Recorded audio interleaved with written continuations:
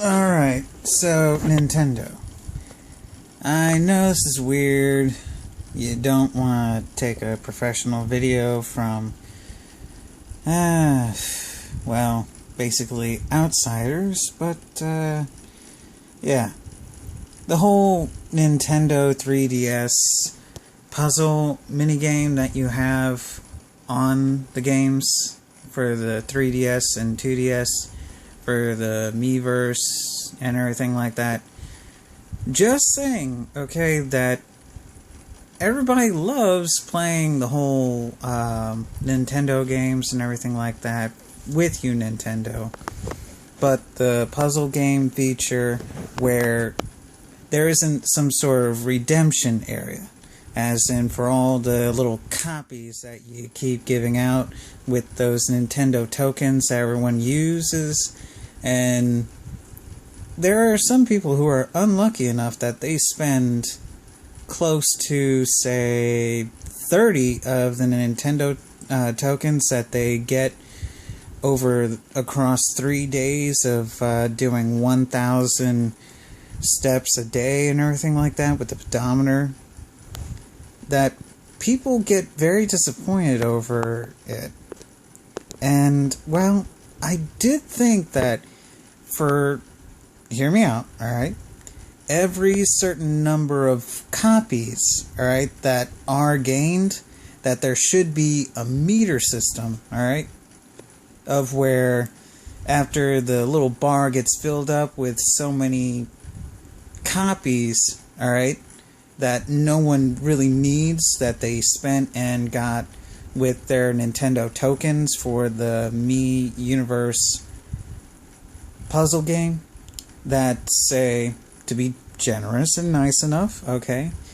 after every 10 copies that they fill up in the meter, okay,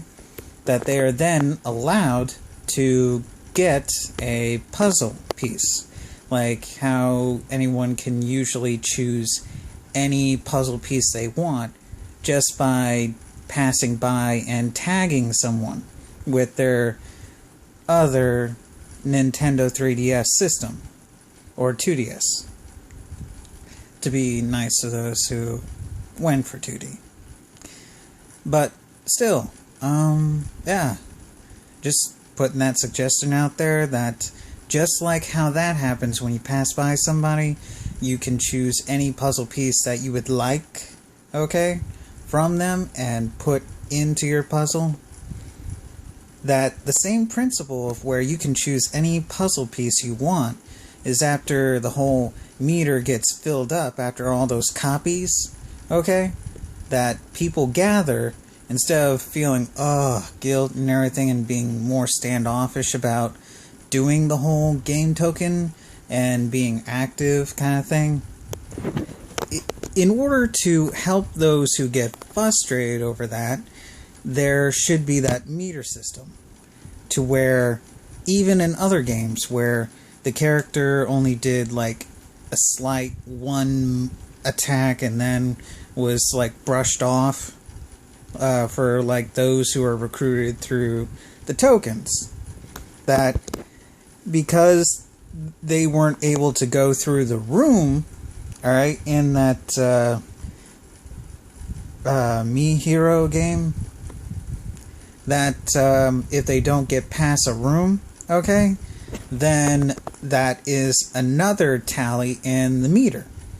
to where after so many, for that different game's meter, after so many heroes recruited, they are then given a level 10 Mii character to use and just use it to fight off the monsters in that dungeon crawler for the Mii Universe game. I mean, that'd be nice too. For every number of recruits that they got, they then got a level 10 Mii character for pretty much 3 uses, alright, for different times, alright, that they can use that character and be able to play even further. For those who don't necessarily get enough people to pass by or socialize, for those who are distance off and everything and don't really get to pass by anyone else with the street pass, that they are still rewarded for being faithful and using all those Nintendo tokens, that meter system can be put in place. So for those who are active and using all those Nintendo tokens, that they are then rewarded for being active and continuing to play the Mii Universe games. Just a little suggestion. Still, that's all I wanted to say.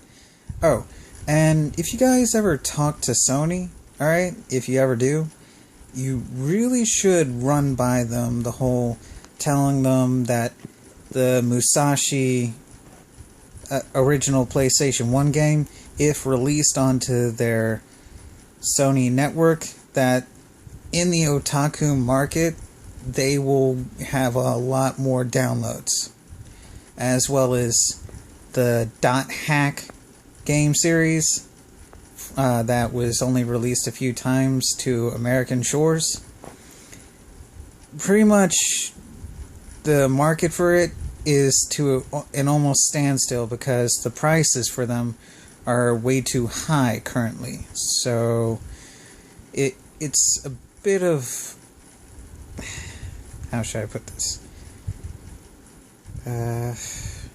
Well, it's disheartening to all those who would love to play the Dot Hack series and are forced to do the whole ISO emulator games. And no one truly knows which emulator patches or whatever are even any good for ISO emulated games, or what system emulator to play those certain specific games, okay? No one ever truly knows which one is the true emulator system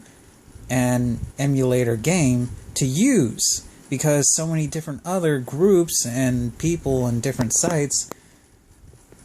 put all different topics and things like that, posting on new websites that they create themselves, that the internet has become too large for anyone to ever truly know. So, bottom line, for Sony, if Nintendo, you ever contact Sony or Sony Entertainment, you see this, okay? For your Sony network, alright, to sell through the game market, not as a re-release discs, alright, if you don't want to put that much work into it, alright, just re-release the games as downloads through your network, and yeah, the whole Musashi, the Brave Fencer Musashi, the PlayStation 1 version, as well as the Dot Hack series for the PSP, as well as the PlayStation 2 versions, the original Dot Hack, and that had Kite and Black Rose, as well as the Dot Hack GU series. Yeah, pretty much, if you guys, for Sony that I'm talking to this time, if you re-release those games, if you don't want to do it on discs, okay, for the Dot Hack series, you really ought to, because there are so many avid otaku that have grown, alright, grown in America, alright. The otaku community has grown so greatly in American soil that many people are disgruntled and feeling sad how there are so many very limited areas as to where we can get our video games that are truly right, as well as correct price range. Because the thing is, there are so many others that are hoarding it and just waiting for the prices to go up, that since America's now in a desperate time of things, that we just can't afford to buy the actual discs. I mean, even some people are selling the .hack series at a ridiculous price, even just for the disc alone, not even inside of a case, a plastic casing with the original case or anything, or even one of those offhand CD burner flat see-through cases, not even inside of there. That on eBay, people are trying to sell those and market those off with only one of the discs alone, not the 2-disc series that came with the miniature animated TV show. That they're trying to sell those for a ridiculous price. And so many fans of the .hack series are crying out, wishing that they had more money in order just to get them, but don't want to spend over $100 just for one disc alone. As far as the collectors are concerned,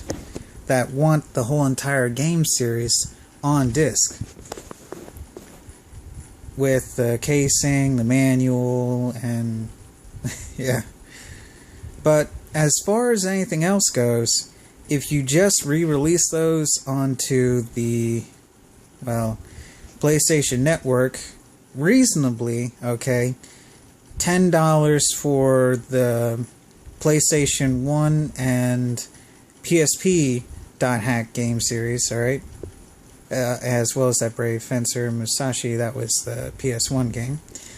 And respectfully, $14.99, alright, that many people will pay